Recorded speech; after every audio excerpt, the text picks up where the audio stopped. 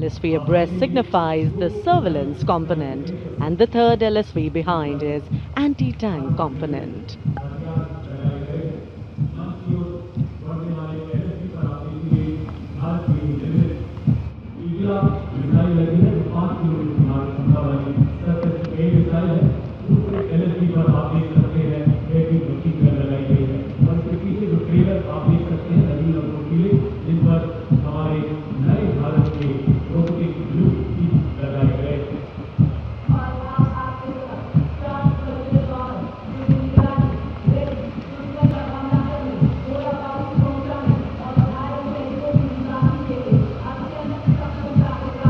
LSV और UGV, unmanned systems, robotic dogs and UGVs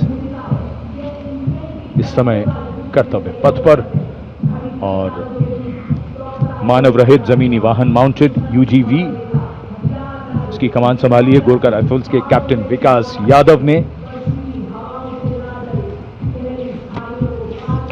MSME और startup द्वारा घरेलू उच्च तकनीक का इस्तेमाल इन वाहनों को भारी हथियारों के साथ लोड किया जा सकता है।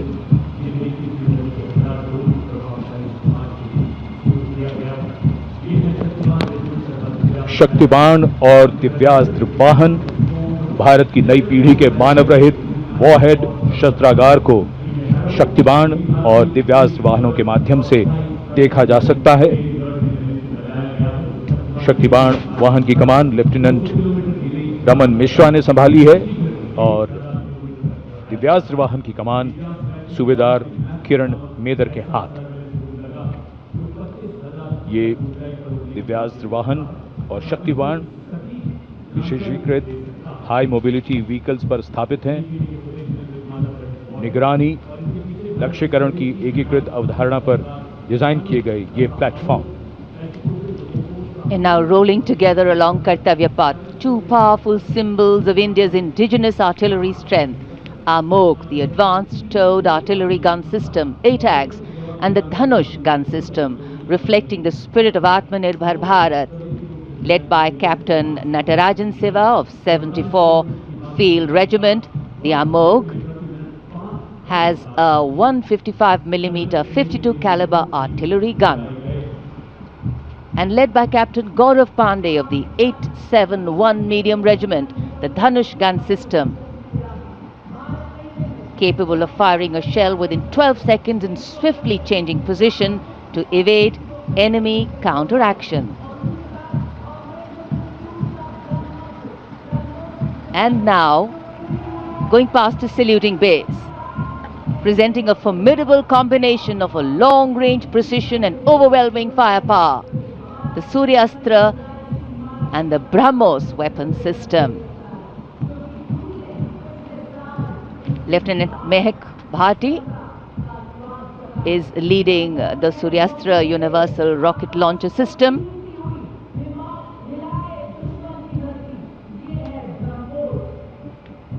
And following the Suryastra, the BrahMos weapon system, led by Captain Animesh Rohila of the 344 Missile Regiment. Rolling past the saluting days are two formidable pillars of India's air defense architecture, the Akash weapon system and the medium-range surface-to-air missile MR-SAM. The Akash weapon system, led today by Captain Aniket Ocha of 128 Air Defense Missile Regiment. Following the Akash is MR-SAM, also known as Abhr weapon system, led today by Captain Tanik Sharma of 501 Air Defense Missile Regiment.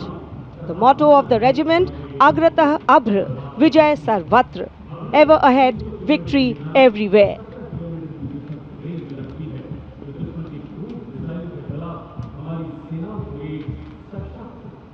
Akash, India's first indigenously developed surface-to-air missile system, designed to counter a wide spectrum of aerial theatres. And now, Drone Shakti, Eagle on the Arm, captained by Divyojit Mukherjee.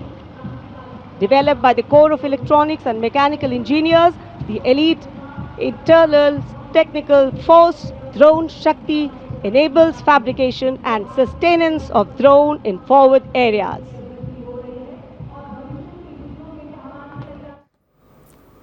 ಉದೇಶಿ sir ಆಗಲೇ ಹೇಳ್ತಾ ಇದ್ರಿ ಗೌರವ ಸಮರ್ಪಣೆ ಅನ್ನೋದಕ್ಕಿಂತ ಗೌರವ ಸ್ವೀಕಾರ ಆಗುತ್ತೆ ಇಲ್ಲಿ ಪ್ರೋಸೆಸ್ ಹಂಗಿರುತ್ತೆ ಅಂತ.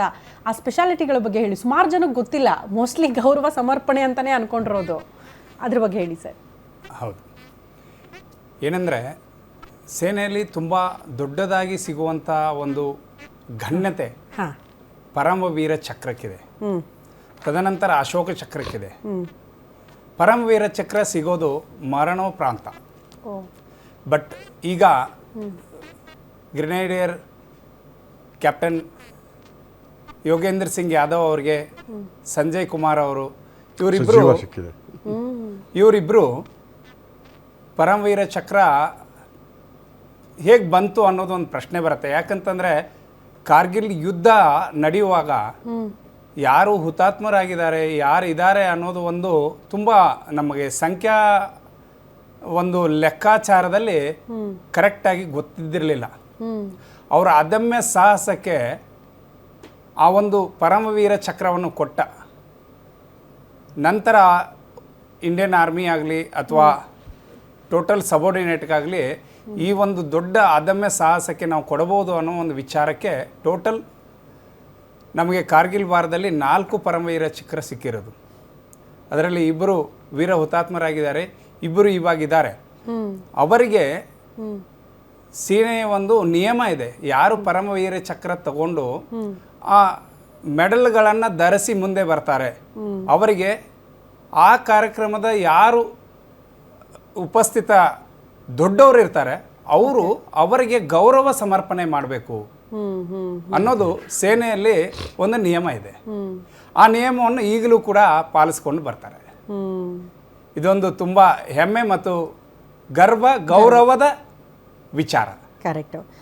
ರಾಘವೇಂದ್ರ ಸರ್, ಈಗ ತಾನೇ ನಾವು ಇನ್ನೊಂದೇನೋ ಗಮನಿಸ್ತಾ ಇದ್ವಿ, ಇನ್ನೊಂದು ಪ್ರೋಸೆಸ್ ಆಗ್ತಾ ಇತ್ತು ಅಲ್ಲಿ. ಹದ್ದ ಸರ್ ಅದು? ಐ ಥಿಂಕ್ ಹದ್ದುಗಳು they are also trained. Okay, they bring messages, ತಗೊಂಡು ಬರುತ್ತೆ, ಡೈರೆಕ್ಷನ್ಸ್ ಕೊಡುತ್ತದು, ಎಲ್ಲೆಲ್ಲಿ ಯಾರು ಇದಾಗಿದೆ ಅಂತಂದ್ಬಿಟ್ಟು ಎಲ್ಲ ಕಂಪ್ಲೀಟ್ ಆಗಿ ಮಾಡ್ತಾರೆ.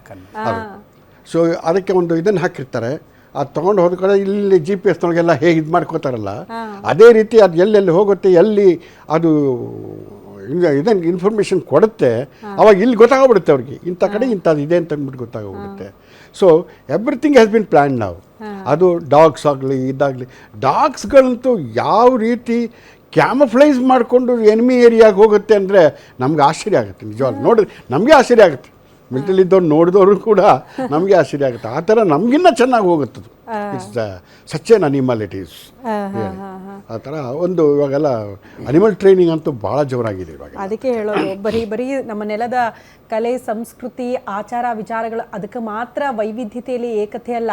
ಇದೆಲ್ಲವನ್ನ ನೋಡಿದಾಗ ಗೊತ್ತಾಗುತ್ತೆ ನಮ್ದು ಎಷ್ಟು ವೈವಿಧ್ಯತೆಯಲ್ಲಿ ಏಕತೆ ಕಾಣುವಂತಹ ರಾಷ್ಟ್ರ ಅಂತ.